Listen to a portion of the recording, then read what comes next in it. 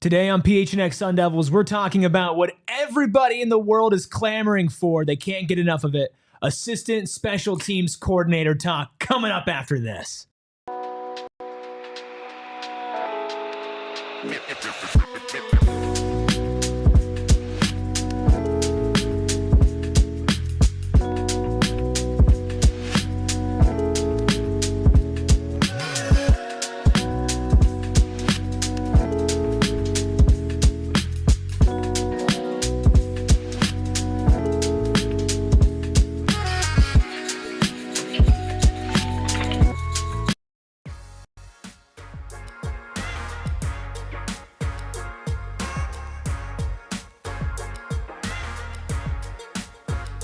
Happy Tuesday and welcome into the PHNX Sun Devils show, coming to you live from Studio K, presented by Circle K. Join Inner Circle for free by downloading that Circle K app today. Terms and conditions apply at participating locations. Visit CircleK.com for details. I am Anthony Totri, joined as always by the one, the only Chicken Little himself, Erik. Oh, we're bringing that one back. Ruby. Of course, we have Captain Redbeard behind the Mac, making all of the magic happen. Do us a solid.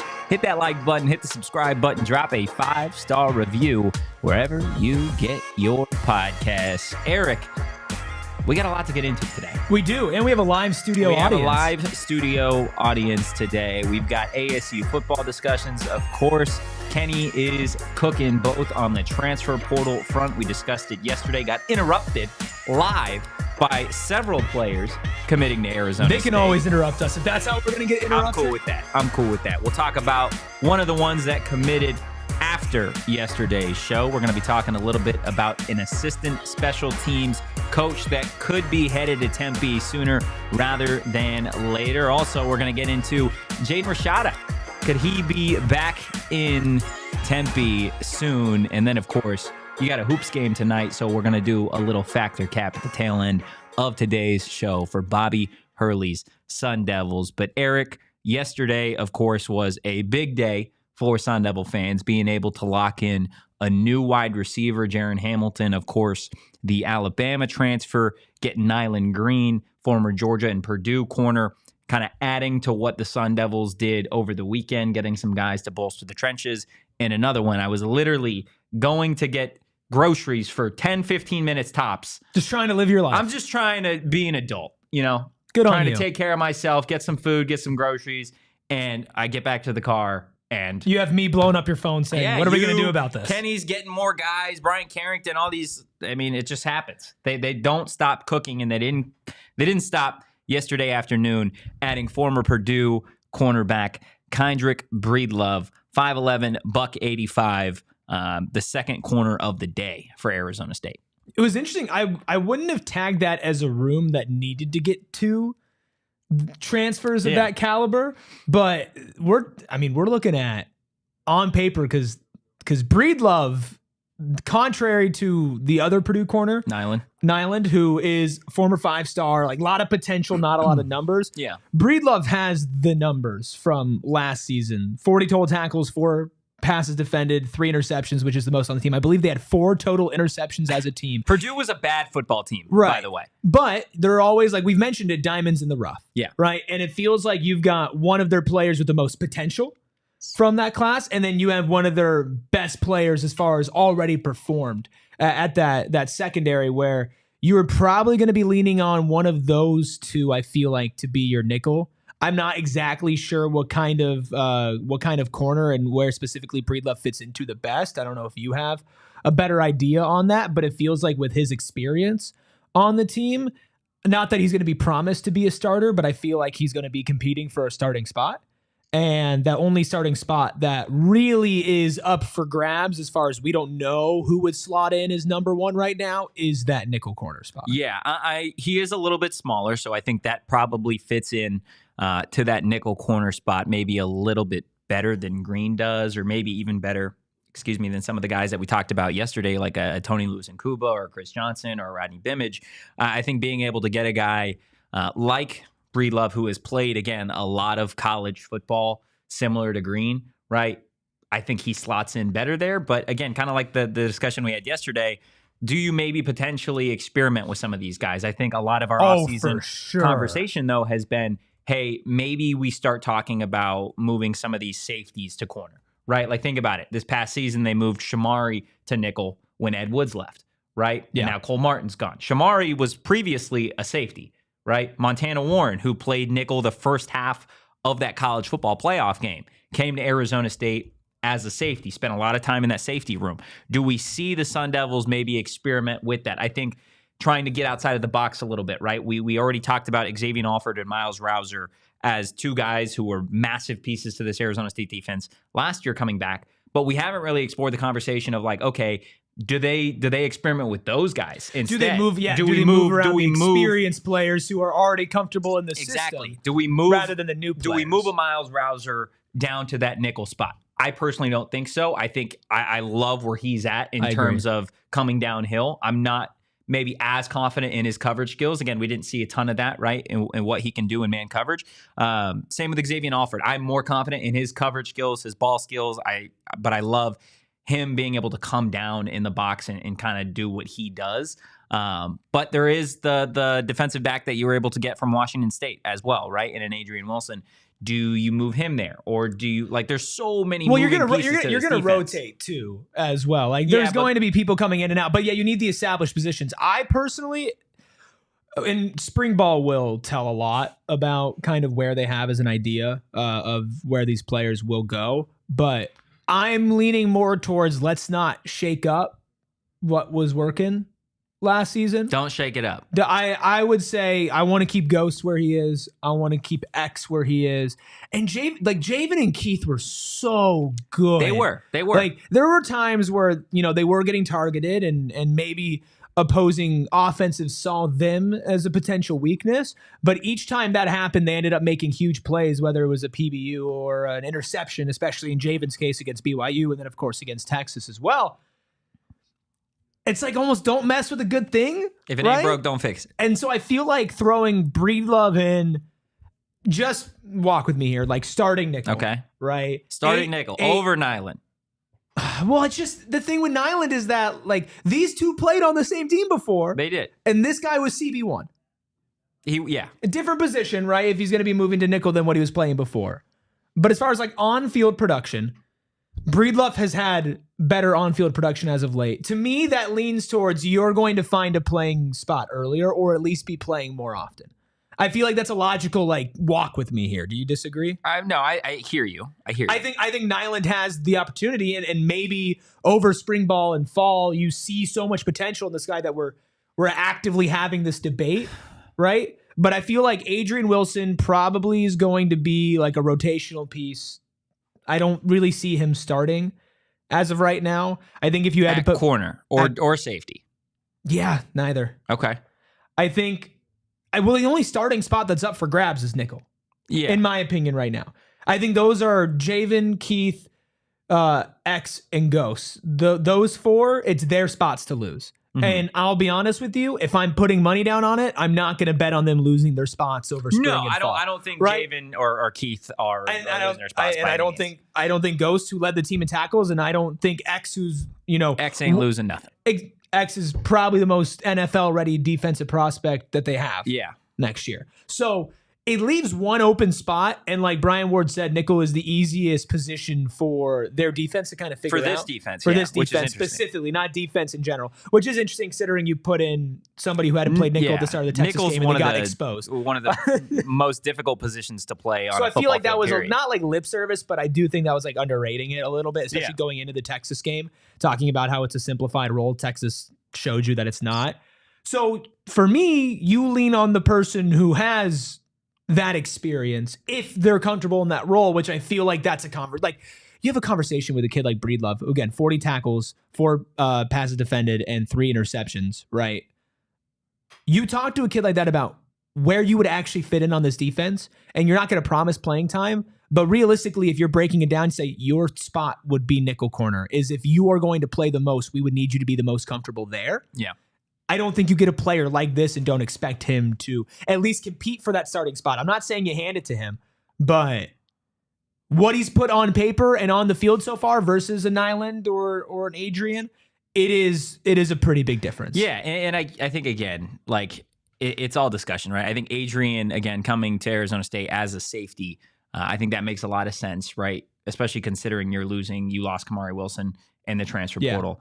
And again, like this is down the line, but you're going to want to get some of these guys some run at these positions during the season, during spring ball, during fall camp, because you're going to be losing a number of these guys after. I think they play. Season, I'm not saying they're stuck on the bench, but I'm just talking about like starting roles. No, I agree. Yeah. And the interesting thing between Nyland and Breedlove is a smaller corner, right? So while he may project better at a starting nickel versus Nyland Green, who at 6'1" is probably more of a perimeter guy, I think there is that conversation, right? Like we have Will in the chat saying that he's not opposed to having Ghost at nickel because you get him closer to the line of scrimmage, which again, like that is part of it. I'm not in today's college football, especially with the 4-2-5 defense that Arizona State runs.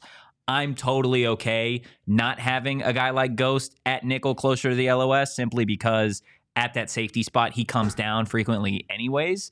And again, I'm not totally confident in his coverage skills as a corner, right? Like he's a safety. It's a very rare thing to do what Shamari did last season and transfer over. Coming from that safety spot, right? Corners are better coverage guys than safeties. That's how that works, right? And usually the safeties are the bigger hitters, which in the more surefire tackle guys, which you see with Alford, you see with Miles Rouser. These two guys in Nyland and Breedlove, they have played a lot of corner, right? Both of them are experienced corners, whether you want to put them at nickel, whether you want to put them on the perimeter. Again, like you lost some guys. You lost Shamari. LaTerrence Welch was obviously, dismissed from the team. He's at UNLV now. Lose Kamari. Like there are guys now that you're going to have to rotate. You lose Cole, who didn't play this year, but was supposed to be a nickel and involved in your offense or your defense.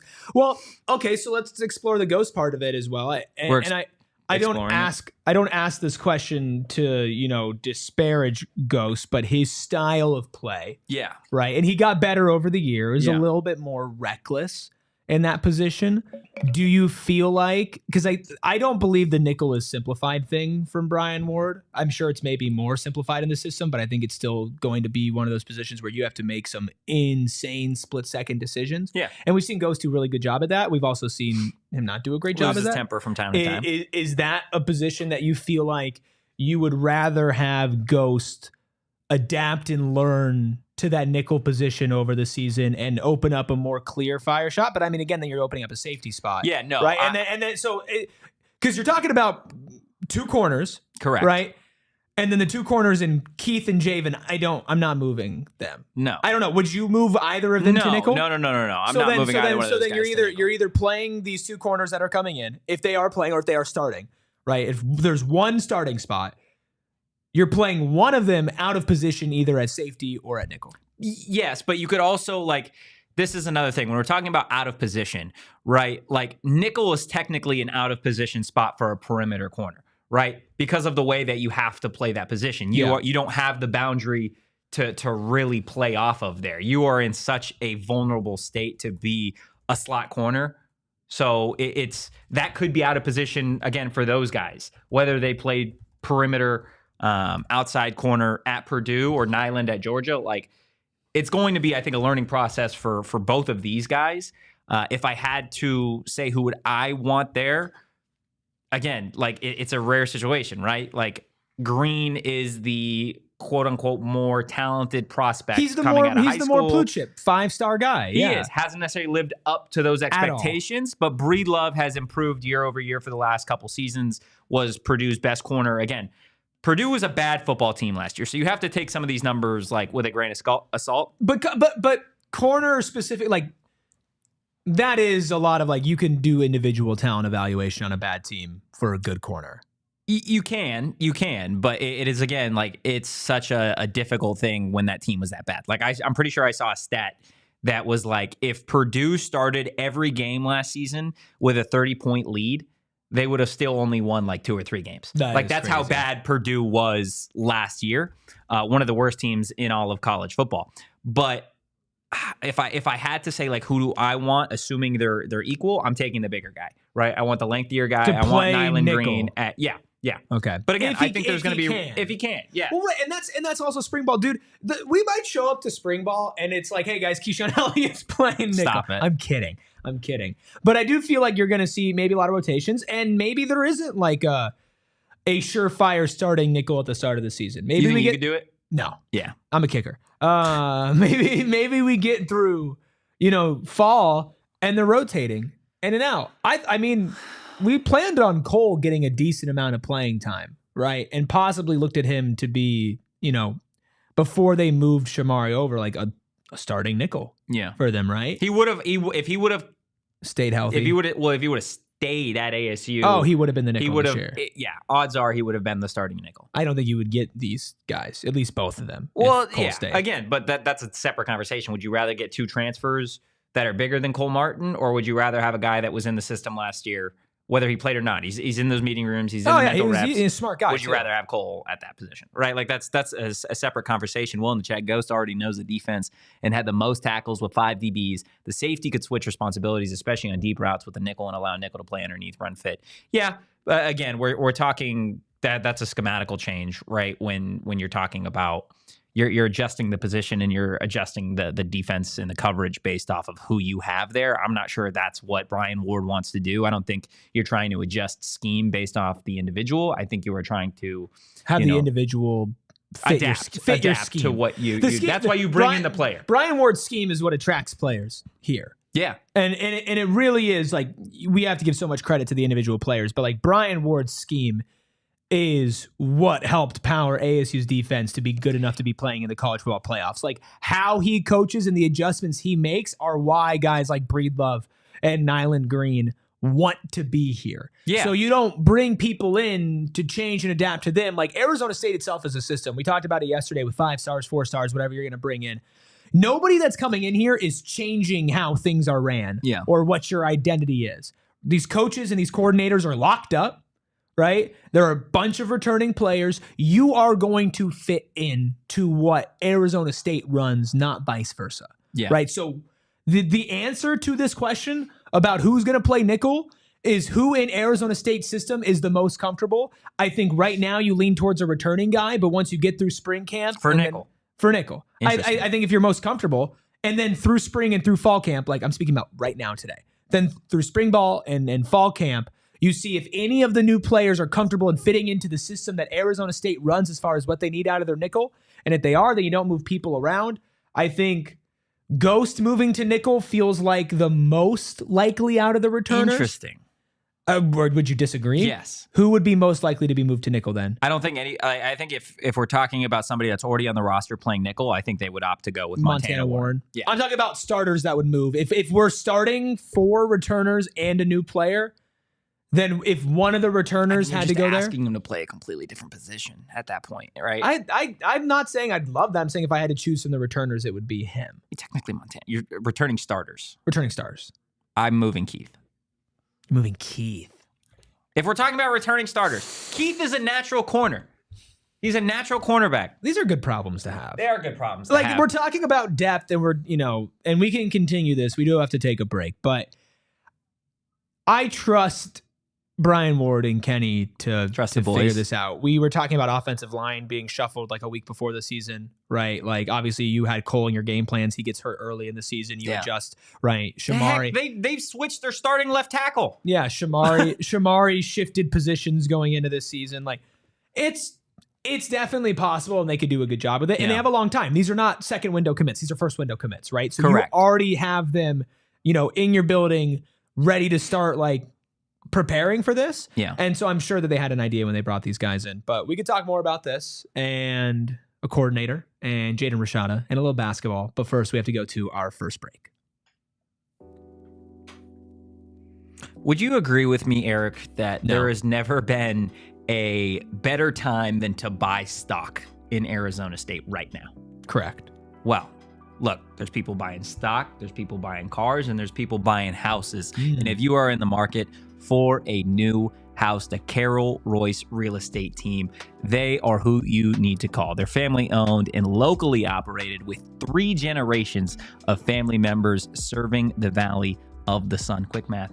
3 generations. What are we talking here? Grandparents. I mean, grandparents. Are you kidding me? They've been doing it that long, and they got numbers to back it up, having sold over 12,000 homes across the valley. Carol knows the Arizona real estate market almost better than anybody in the valley. You can rest easy knowing you're not just making the right choice, you're making a guaranteed one. Love your home or Carol will buy it back. Are you kidding me right now? That's unbelievable. If you're considering buying a home in 2025, the name to trust is Carol Royce, your home sold guaranteed realty. Move up to one of their listings and they're going to buy your home for cash. If you have questions, call today or visit Carol online at carolroyceteam.com. That's carolroyceteam.com. I'm going to cut to the chase. Guys, statistically, some of you listening just straight up stink. And that's not okay. Listen, you don't want to be the guy that when you leave the room, people go, oh, did you smell him? Did you smell him? And that's why our friends at Mando are here to just help you out in every aspect. Because Mando overtly calls out, where your smell might come from. Pits, belly button, balls, butt cracks, grundles, all the words that I'm probably not supposed to say on the show. Huh? Yeah, grundles. Wow. I'm saying it because they probably stink. And that's why Mando has full body deodorant, wipes, so many different products that you can check out. And you can get their starter pack. It's perfect for new customers. Comes with solid stick deodorant, cream tube deodorant, 2 free products of your choice, like mini body wash and deodorant wipes, all with free shipping. And it's a special offer for PHNX Sun Devils listeners. New customers can get $5 off a starter pack with our exclusive code. That equates to over 40% off your starter pack. Use code PHNX at shopmando.com. That's shopmando.com. Please support our show. Tell them we sent you. And of course, smell fresher, stay drier, boost your confidence from head to toe with Mando. Sorry for telling everybody that they might stink. Well, you didn't tell everybody. You just told the men that they stink. Statistically, there's a room full of guys. Yeah. Somebody stinks. Yeah. Don't be that somebody. Who's the stinkiest person in this office? In this office? Yeah. I won't tell anybody. Crazy. I won't tell anybody. That's a crazy thing to ask. Can you whisper it to me? I got to think about it. Or type it maybe? I got to think about it. You got to think? Kyle, do you have an answer for this one? The stankiest person in the office? Who showers the least? Everyone smells pretty good. I think we have a rather well-groomed office. Okay, who smells the best? How about that? The best? Who clearly uses Mando? When Flex worked here. Yeah, Flex smelled pretty good. Yeah. I think Damon smells pretty good. Yeah, Damon smells pretty like good. a flower. Yeah. Phenomenal stuff. Hit that like button. Hit the subscribe button. This Drop is the content. 5-star review wherever you get your podcast. We got Jonathan in here, Will, Sharon. The list goes on and on. Do you want to talk special teams? Are we done? Are we putting a bow on our secondary conversation? We don't have to put a bow on the secondary conversation. It does feel like it is a lot of wait and see. I think a lot is on the table. I'm not moving X. No. I'm not moving Javen. Moving Keith is a little crazy to me. It's not, though. I'm gonna be honest. A traditional corner. I feel more confident moving one of the perimeter corners inside the nickel than I do moving a safety down. Is that more because moving Keith would open up a more natural position for the corners that you brought in, or is that more because you think Keith would be better to be at a nickel than when we talked to Brian else? Carrington and some of these coaches, these assistant coaches last offseason, before they had named a true starting nickel, there was conversation of maybe Keith potentially playing in the slot, right? So whether you do that or you don't, like, I think that is something that you can experiment with. That's what you have now with spring ball and early fall camp, being able to try those things out. But again, like, if you're talking about, it's not just a position change, it's an assistant coach change, right? If you're moving Miles Rouser to nickel, he's not working with Brian, or I guess the nickels do work specifically with the safeties as well. But like, you almost have to give up something, right? If you are moving a safety down to corner, okay, well, now you're questioning his coverage skills, right? Which safeties again. But is it questioning coverage skill? Like, you don't have to approach it as you are being moved because you're not good at this. But it's more about like, I'm not saying that. Supply and demand.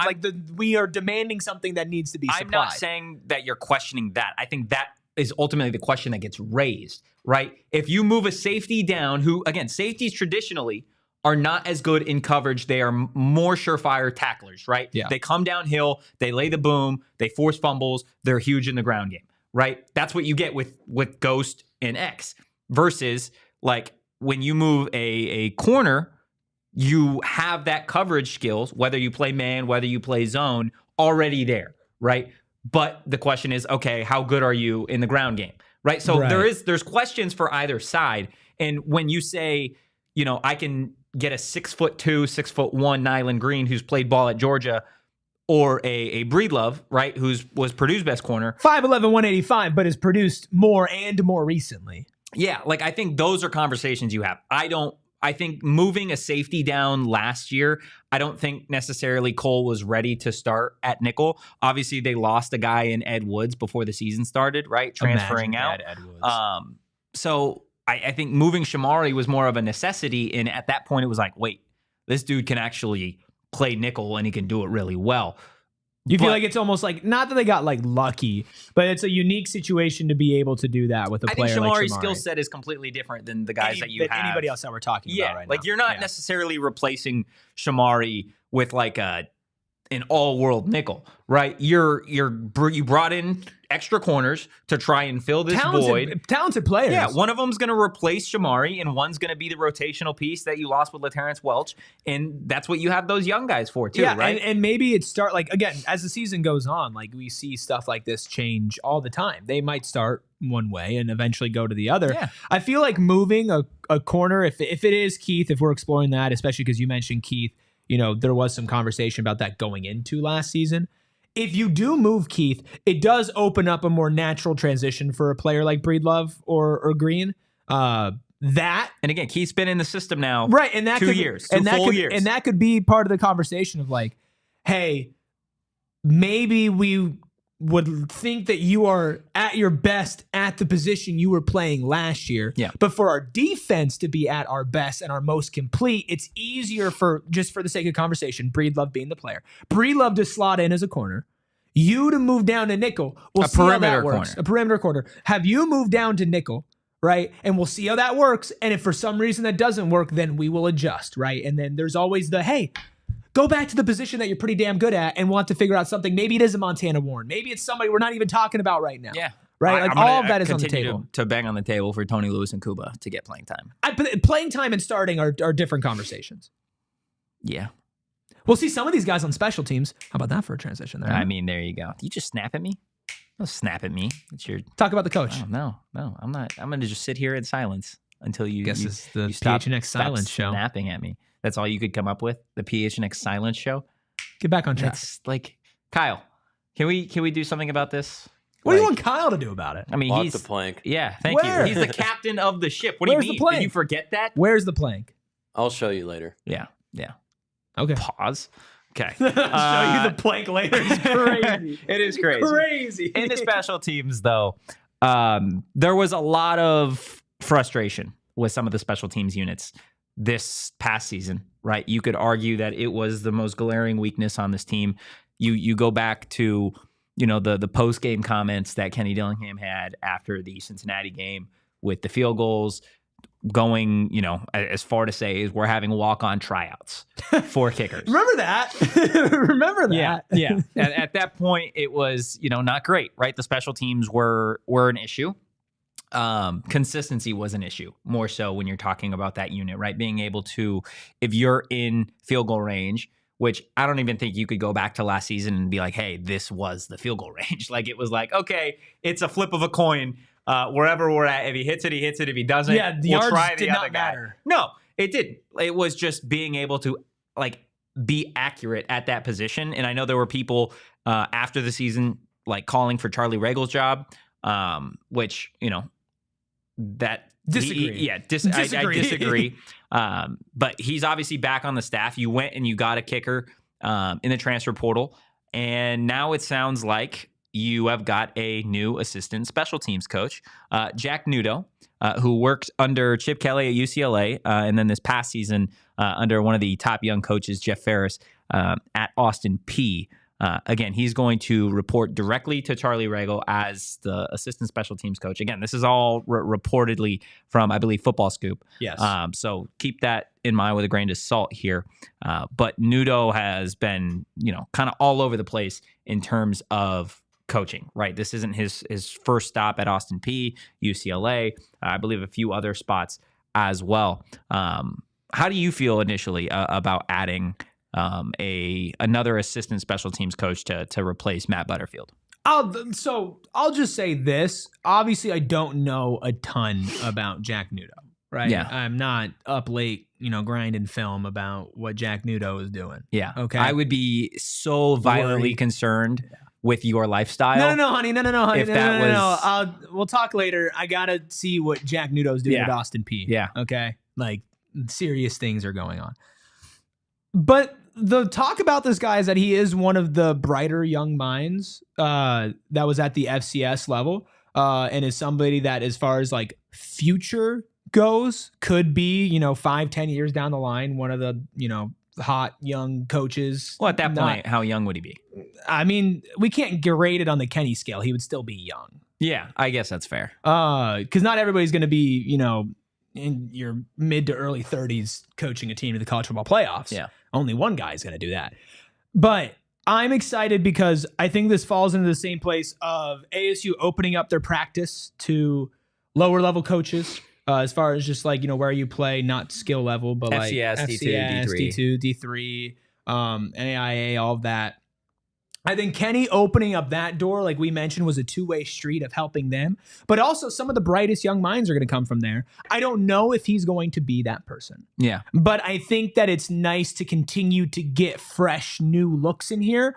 I'm not saying replace your coordinators, but if you're not going to replace your coordinators, you should probably not cycle through, but like find some fresh blood, some new ideas, some new thoughts. And I think special teams is a great place to start. Yeah. And I would be excited about this once we can kind of see this dude and know like for sure, like what exactly is his focus going to be as special teams assistant coordinator? Yeah. Are you going to be focusing on kickoffs or kicking or, kicking, what? Please. For the love of God. But we don't know. But we don't know if we need... For the love of God, be able to kick a field goal consistently next season. But that, I think you made your big change on that by getting Jesus. Yeah, but it takes... I love the way you pronounce that, by the way. Well done. Is it not...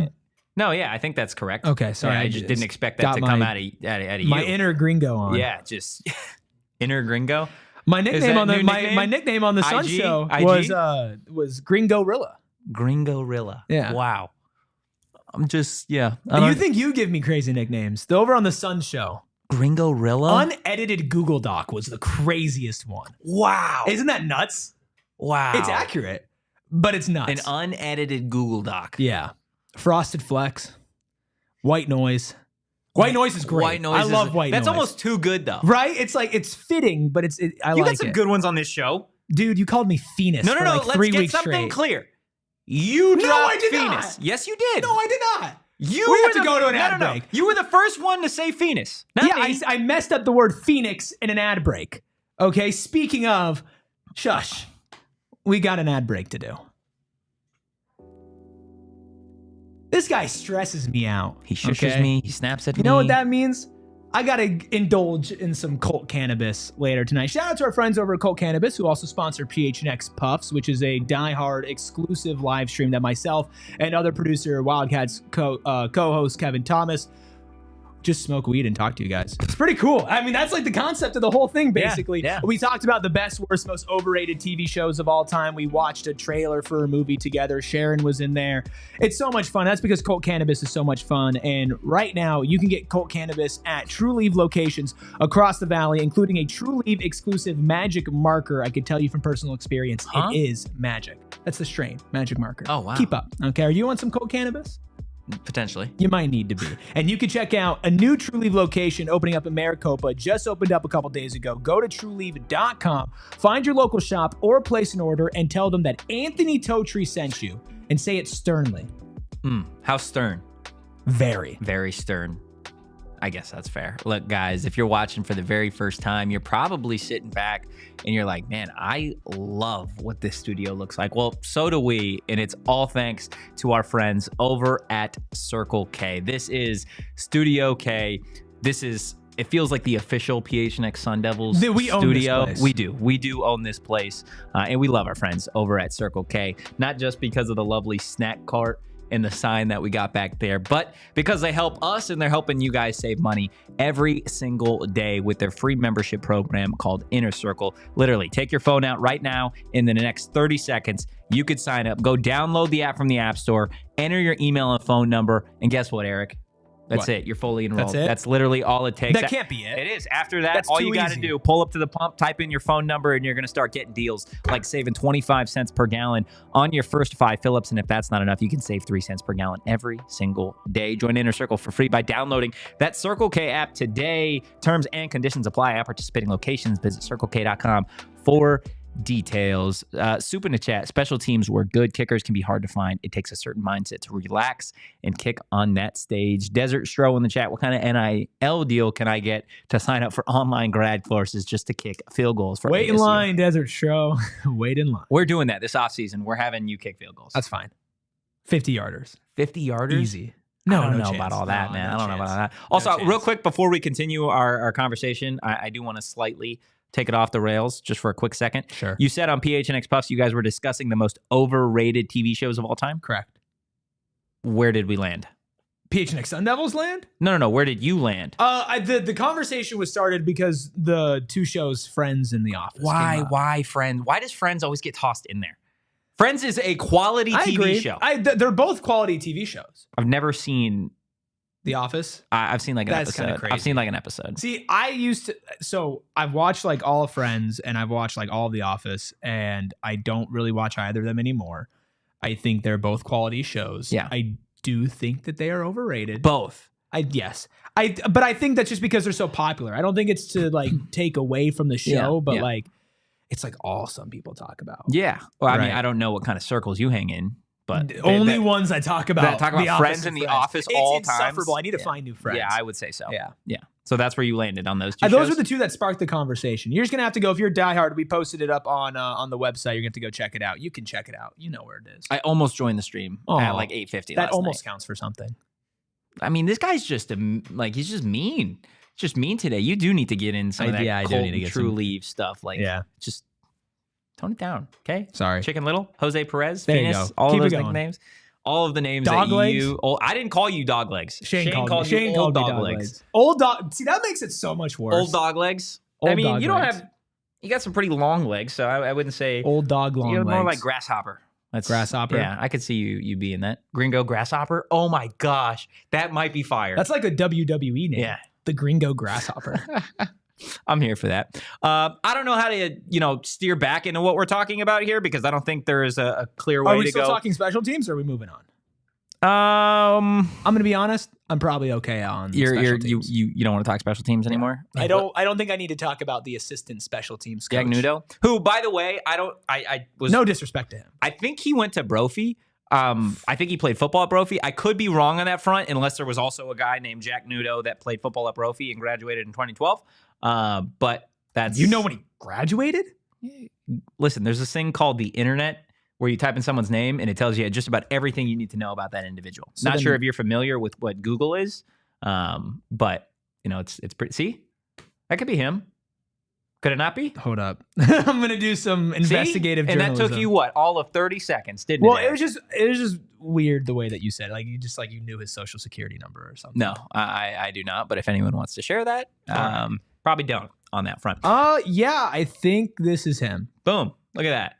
Bringing back somebody that was in the Valley. Welcome home. Welcome home, Jack. Graduated Nudo. 2013, by the way. 2013. 2013. Silly. We did go to 2013? Brophy. Yeah. He graduated 2013. Mhm. So he was a senior when I was a freshman there. That's Crazy how worlds collide. yeah. Me He and was Jack. best 121st in Arizona in total tackles buds. So his senior year. nothing. He was 13. He was nothing. Hey, how many tackles did you have your senior year? I don't know. Probably none. Yeah. So who's really nothing then? Don't you take down See, my? why does he? Why? Because Like, you why? started attacking Why? my Your assistant guy, special teams Jack coordinator. Nudo? That's my guy. Yeah. Get lost. My assistant special teams lost. coordinator. You keep his name out of your mouth. And nothing. Jaden Have some Rashada. respect. Jaden Rashada. You want to talk about Jaden Rashada? Sure. We brought it up slightly on the basketball postgame show a few days ago. But Jaden Rashada was at the hockey game and one of the basketball games over the weekend. And again, if you've been living under a rock for the last 2 years, Jaden Rashada obviously was a prized commit for Arizona State, a former 5-star quarterback, was supposed to be the second coming at that quarterback position for Arizona State, played a couple games, got hurt, came back at the end of the year, transferred out after he lost the job to Sam Leavitt, went to Georgia this past year, did not play, did not see the field, and entered the portal. After entered the portal, obviously the recent news that he has been in Tempe. Now, whether that is I'm Jaden Rashada and I want to visit, or I'm Jaden Rashada and I'm just visiting friends, I'm visiting the area, still kind of TBD. But I'm curious, there have been a lot of people pretty outspoken, especially in the Die Hard Discord, about Jaden Rashada potentially returning, how they would feel, how maybe the quarterback would feel on the roster. How do you feel about the idea of Jaden Rashada returning to Arizona State, whether it is something that is actually being entertained or whether it is just coincidence that he is in town right after he entered the portal? Objectively, hilarious. Hilarious, yes. Would be really funny if he transferred back. Would it be? It would be his 5th school, and he's going into his, junior year? Yeah, but we don't really, you can't count all of the schools. Because he didn't suit up for, he suited up for Georgia, he suited up for Arizona State. He's still, well, I guess it wouldn't be his 5th school, it would be his 4th school for the second time, right? Objectively hilarious if he does come back here, or if he's interested in coming back. I would say, personally, I'm good. You're good? I'm good. I don't think the value that he would bring would be worth the questions in the media that come with it. However, if he does get brought in, I could so talk myself into it. I could so be propagandized into it for sure. How could you talk yourself into that? After the way that it ended. A very talented backup quarterback who got humbled once he left here, wants to come back. Oh, he would be the backup. No, he wouldn't be. Oh, he would. Jeff Sims is the backup. For the start of camp, I think Rashada would end up being the backup. Because you're talking about somebody who could probably be here at quarterback when Leavitt leaves. No, because that's the thing. Is like, he ain't going to the NFL. Is when Sims leaves, right? You have like 2 other guys that are already coming in, right? Tollefson and Fetty, whichever one. Yeah, Jake Fetty. Yeah, like great name. You're bringing in both those young guys, right? You are already sitting Rashada, like. I don't know. I'm telling you, I could totally be like, you got a lot of guys. On, you got a lot of guys. I love Navi. A lot of guys. Come on, Navi's not playing. What? Navi's not playing. Ever? I would put money on it. Okay. Now, I'm not gonna. You also have to think with those freshmen coming in, Arizona State will hopefully be at a place where going into every season, you're talking about one of the best teams in the Big 12 and a win now team. I don't know how often they're going to be starting true freshmen, right? Like Sam Leavitt was a redshirt freshman and it was still like a growing experience and it worked out great. Those guys, what's it called? Butter is not. Tollefson would be a freshman next year, and you have. But Leavitt. I don't think Tollefson will be on the. I don't think he'll be on the depth chart. I don't think he's going to play at all next year. I think if Rashada was here, he would be QB3. I think if Rashada was here, he would be QB2 or 3. I think he would start 3. I think he would be 2 or 3. And I think Rashada. I think he would be more so 3. If he came back and he bought in and he was all about it and he worked hard and he embraced competition, these are a lot of ifs. If he does that, I think he would end up being 2, simply because Jeff Sims would be in his 5th, 6th year? Jeff's done after this year. Of college football, right? And Jeff would be somebody that would maybe see the field, but Rashada has a lot of untapped potential and talent. And we saw some of it while he was here, right? Like when he left, we were like, okay, that's a relatively big deal. It wasn't like, now it's small potatoes when you look at it. It's but not in the even moment, potatoes. Potatoes are like, they're a second to the meat there. We're talking about like a third garnish here. Right now, he's the gravy. No, he's not. That's still too good. No gravy. What is he? He's like the cranberry. He's the cranberry sauce. That's what he is. Yeah. It's a straw for the drink. He's the napkin. You could use it. You could not. It doesn't really make a difference to me. Okay, so we've seen him like play decent football. When he left, we were talking about it along the likes of every other player that left. He was your next guy. He was your young guy. Now you have Sam, so you don't look back at it that way. But in the moment, you can't deny like that's what we were talking about. It was. You could go back, and I would say that my discussion on Jaden Rashada was not end all be all, that I am up in arms that this kid left. No, but it's not. There's in between. There's middle ground. Hadn't been healthy during the season. Hadn't been healthy in the offseason. And he lost to straight up competition.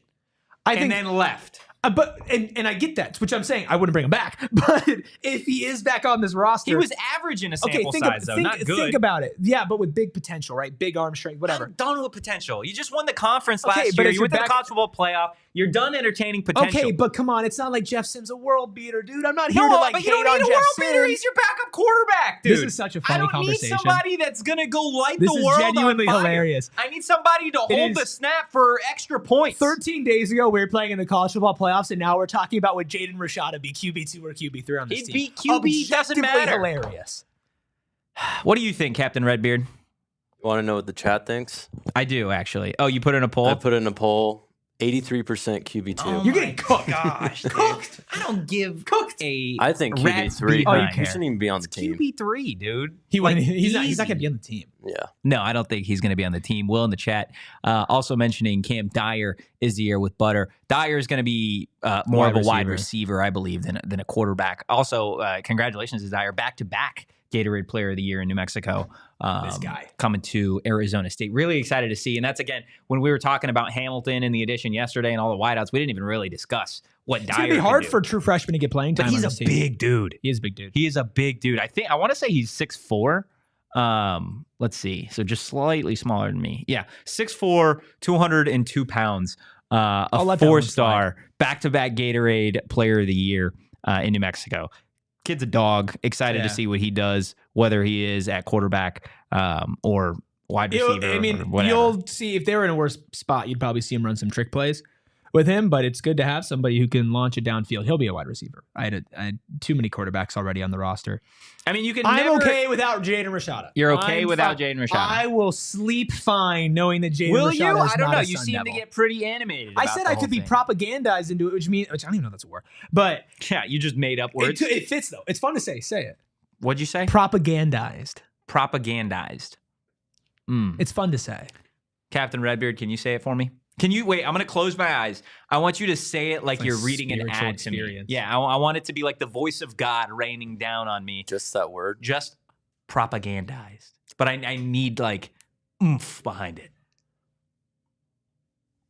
Propagandized. No. Do you want me to do a little ASMR for you? Yeah, that's a little too much. Everybody ask Google to tell me propaganda. I have one tone. You don't realize that? I know. I should have. That's why I really tried to get the most out of you on that. He is the opposite of us. Okay. Everybody close your sell eyes. it to me. Everybody in the room, live studio audience, everybody close your eyes. Propagandized. See, I feel like there needs to be a base to it. Propagandized. Yeah, that's what I need. I need that. Give me one more time. Propagandized. Yeah, you sound like a Bond villain. Still doesn't really hit for me. But we're going to talk some ASU hoops and then maybe get out of here on the other side of this final break. Coming up next season, if you're trying to see Jaden Rashada starting quarterback for your Arizona State Sun Devils, you can get tickets with our friends over at Game Times. You can get the best tickets due to their new feature called Game Time Picks. It just makes getting tickets that much easier, and I can attest to that. I was able to buy Megan the best birthday gift possible, getting her tickets to the Billie Eilish concert. I was only able to do it through Game Time Picks. They filtered out the fluff, all-inclusive pricing. Good husband over here using Game Time. If you're a good husband, you use Game Time. I mean, it's true. It's one-on-one. It's a Venn diagram, and it's just one big circle. Those who use Game Time. It was easy because you can switch on an all-inclusive pricing, no hidden fees. You can see the view from your seat, and they give you the best prices. There's no way I'd be able to do it without Game Time, and if you can find a cheaper ticket, they have a lowest price guaranteed. They will credit you 110% of the difference. I'll be honest. I tried to find a cheaper ticket. Yeah. Couldn't do it. Take the guesswork out of buying tickets with Game Time. Download the Game Time app, create an account, use code PHNX for $20 off your first purchase. Terms apply, but again, create an account, redeem code PHNX for $20 off. Download Game Time today. Last minute tickets, lowest price guaranteed. I need to ask you a very personal question. Oh no. How are your finances? Not great. Not great. Well, but I love where I'm financing. Yeah. That's Desert Financial Credit You Union. can truly explore everything that Desert That was Financial a very personal question. has to offer, and maybe they can help your financial situation. I know I personally could benefit from going to Desert Financial Credit Union. Do you want to get a joint bank account? Sitting down, not even a little bit with you. Guys, look.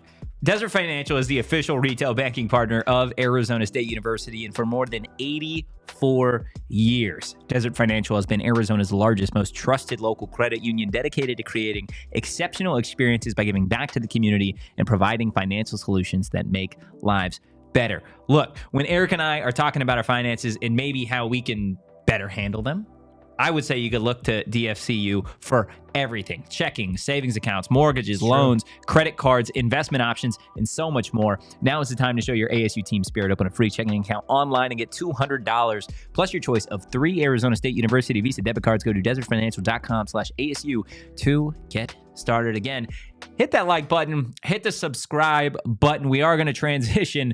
If we get to 100 likes, Totri and I will open up a joint bank account. Wait, what are you talking about here? It's a joke.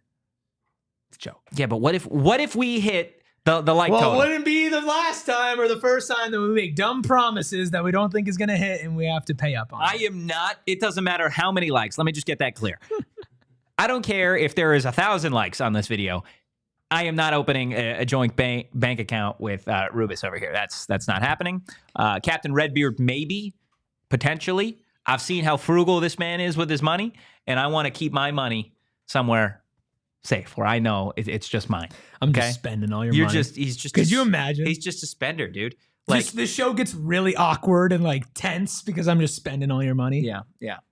I mean, I wouldn't. You want to talk about ASU basketball? Yeah. I mean, let's talk about ASU hoops for a second. I know JJB is in the chat. He's probably been waiting the entire time to get into Factor Cap.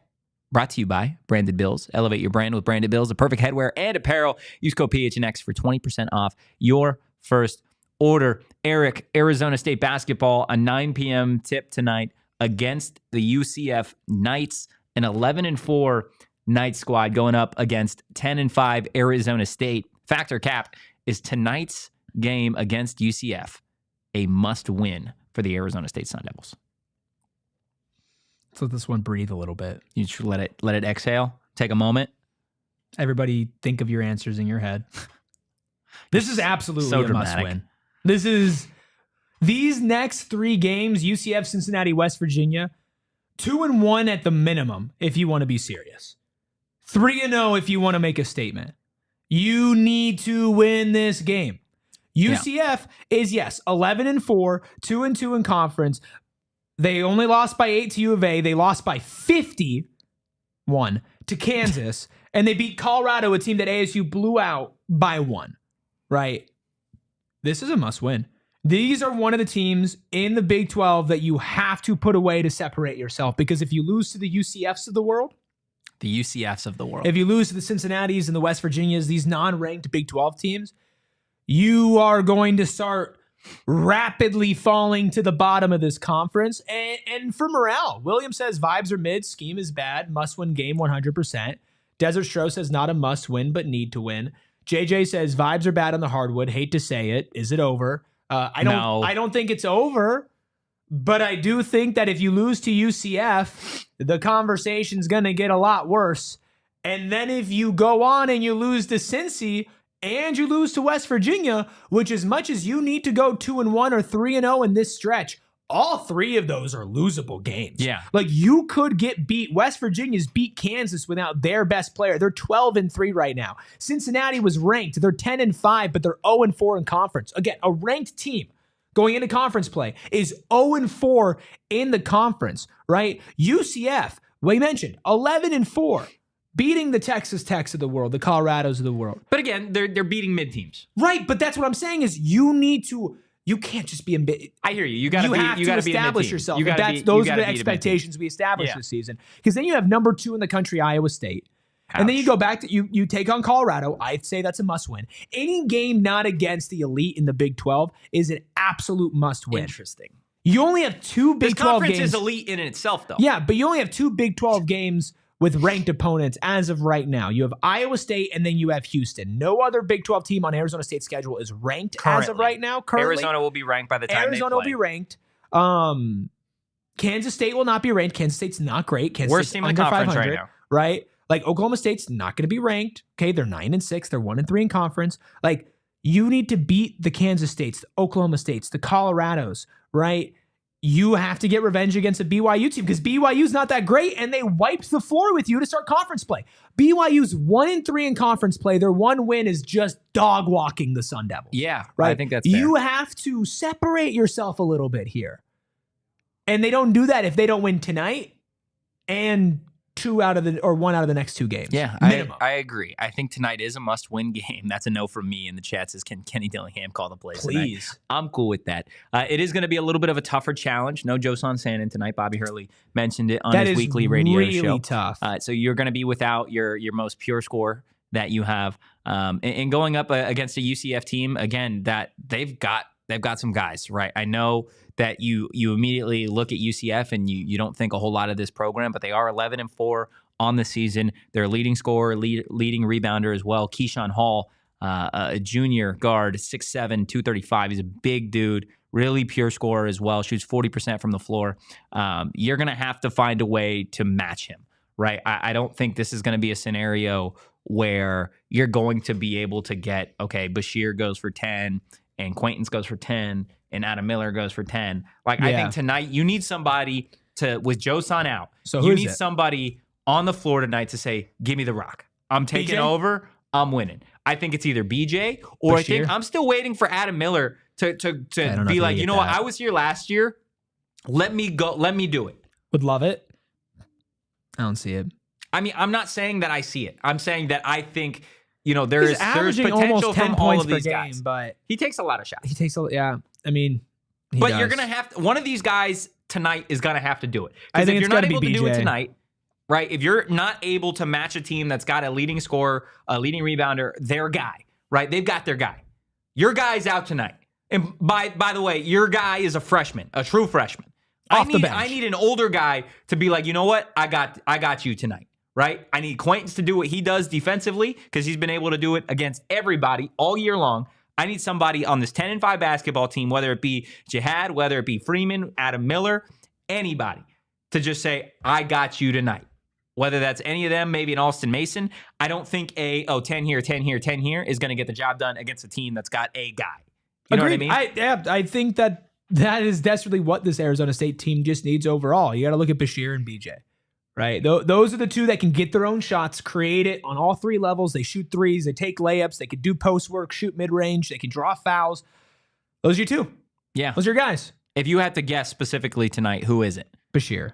Bashir takes over? I think it should be BJ. Feels like a Bashir game. What about it feels like a Bashir game? Just because they're playing a weird team? It's just a gut thing. It's just a gut thing. Just a gut thing. That's fair. Is this a must win for you, Captain Redbeard? The last 2 were a must win. If we didn't get them, this one's absolutely a must win. Yeah. Such a tough conference. You got to win this game. Yeah, this conference is wild. And again, I know there's people in the chat that probably want to panic, ASU fans that want to panic after what happened the last 2 games. And I know you bring up, who you have left on the schedule that's still ranked. But I think it is worth noting, again, this conference is a gauntlet. It is an absolute monster. Like every single team plays hard and plays well just about every single night. In Arizona State, they didn't have an easy start to conference play, right? You had There's Kansas, no easy start to conference play. Well, but that's what I'm saying, right? The schedule gets easier, right? And that's what you bring up, right? Is you get teams like a Cincinnati, a UCF, a Texas Tech, an Oklahoma State, a Kansas State. Those are all games you should win. None of us were pointing to the Kansas Baylor games as like, hey, Arizona State, clear favorite, should win this ball game. Right? We were like, you probably need to win one of these. But in all honesty, you weren't picking Arizona State as a favorite in those games, right? Baylor's got a better roster. Kansas is a top 10 team nationally. You weren't saying that was it, right? Yeah. You beat Colorado, which you should have. BYU's the outlier so far in what you've done in conference play. That was your start to conference play, similar to Arizona State football. Why don't we ever make that comparison, right? You are on the road in an environment you're not accustomed to, and you got beat by a team that maybe down the stretch we're going to look back on and say, hey, maybe BYU wasn't that good based off of what they've done the rest of the season. It was the same thing for Kenny's football team, right? They looked real hot in non-con, beat teams that they should have beat, went on the road for the very first time in this conference, and lost. And Tech was pretty mid the rest of the year, and ASU football got right. I'm not saying that this is... There's already been 2... The thing is, like, I get what you're saying, but if we're taking the Kenny method led to beating ranked teams that you weren't supposed to beat to establish yourself, which is where you. But who they play after Tech? Who they played? The 2 games after Tech were who? Oh, who was it? One of them was Kansas. Kansas was after the next bye. No, Kansas was after the Cincinnati. You had a bye after Tech. You had a bye after Tech, and then you came back against Utah. Yeah, you're right. Yeah, you're right. Beat Utah. By the way, if you're watching on TV, we appreciate you watching. The party always continues over at gophnx.com. But yeah, you come back and you beat a ranked team, and think about the moment, right? Like, we want to draw the parallel here. Let's run the parallel, right? You lose to BYU, you blow out Colorado, right? There's more games in basketball. So let's really look at Kansas, the number 11 team in the country, on the road. You go in at half, you have a lead. You get shut out, basically. You score 14 points. In the second half, Kansas destroys you 74-55. That's your make a moment, make a name for yourself in your new conference game. Okay, you lose that. It's understandable. If ASU lost to Utah, we would have understood it. Now you're going up against Baylor at home, a better team than ASU on paper, ranked top 10 before the season, fell out of the top 25. Still a good team. Now ranked though. Now ranked, you get just stomped in the first half. Mm-hmm. And then you come back and send it to overtime and you lose, right? Like, these are deflating losses about where are you in the hierarchy of the Big 12? Are you at the top of the bottom feeders, or are you in the ones that are competing for the hierarchy? Yes, you should. I don't. I think it's individual. Do you want to make the tournament? But that's the thing, is the hierarchy of this conference is so unique compared to the rest, right? But if you keep losing games, you're not making the tournament. I agree with you. If you lose 2 out of 3 to UCF, Cincinnati, West Virginia, I might as well just put the nail on making the tournament. But all I'm saying is this: there's been 15 games played this season for them. They've won 66% of those games. Non-con doesn't matter. It does. Football, your overall record matters. Football non-con matters way more because there's less agree, games. But your overall record does, in fact, matter when you're looking at the totality of this season when we're talking NCAA tournament. I think NCAA tournament is still too far to really judge, right? I know there are some people that have Arizona State as one of the first 4 out right now. There's still a lot of games on the schedule, but I think you and Kyle are both correct here. I think this is a must-win game. I think you do need to, at home, without your leading scorer, pretty much, right? Your top, the guy that you feel like can shoot from anywhere on the floor, you got to get a dub tonight. Yeah, I think we're all in agreement there. And you just don't want to be Oklahoma State football. Undefeated in non-con, you get to the Big 12, and you can't keep it up. You do not. You absolutely Jay do not. says, Ruby, think about that again. It could be an Amir Ali game. No, I think he's talking about what I said about non-con. Okay, non-con matters. But if we were sitting here, let's say ASU lost 1 game in non-con. Let's say they either beat Gonzaga or Florida, and then they go into Kansas. Both quad 1 wins, by the way. And they crap the bed in the Big 12, right? And they go in the Big 12, and you just suck, right? Because right now you're 1-3. Let's say all that happened, and you go up and you lose the next 3 games. UCF, Cincinnati, West Virginia, you're going up against Iowa State. You're 1-6 in conference, going up against the number 2 team in the country. You're not making the tournament. No, but you also non-con matters, but not nearly on the scale of playing Big 12 basketball. It does. It depends who you play. Like, if you got a win over Gonzaga or Florida, those are quad 1 wins. That matters when you're looking at the end of the season. And I get, you're right. You wouldn't necessarily trade a quad 1 win for 4 consecutive losses to teams that are probably That's what I'm saying. It doesn't, especially, Q4. And also, it's what have you done for me lately too? That's we don't like to admit. I agree. But these are things that do matter. What to say non-con doesn't matter is crazy. It matters way less. What is going to determine whether or not you get in the tournament is where you stand in the Big 12, how you compete in the Big 12.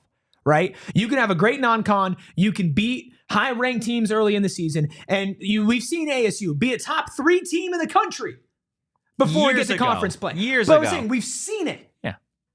Right? And then they go, and they just still made the tournament, collapse. By the way. They still completely collapse. But we're not talking about reaching those heights, right? You talked about being a top 3 team in the country and then bragging about still making the tournament. I'm not bragging. Who's sitting here bragging? I'm saying they still made the tournament. Right. You're saying non-con doesn't matter. I'm not saying non-con doesn't matter. Non-con that year's the only reason they made the tournament. Okay. Non-con matters way less than con. Way less. I'm sorry. We can agree to disagree. Can we agree to disagree on that? No.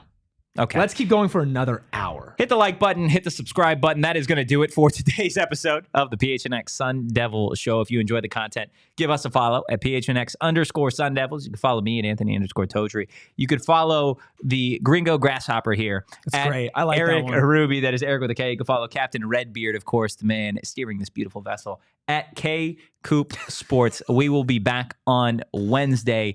As always, guys, go Devils. Peace. We all silly like the mayor.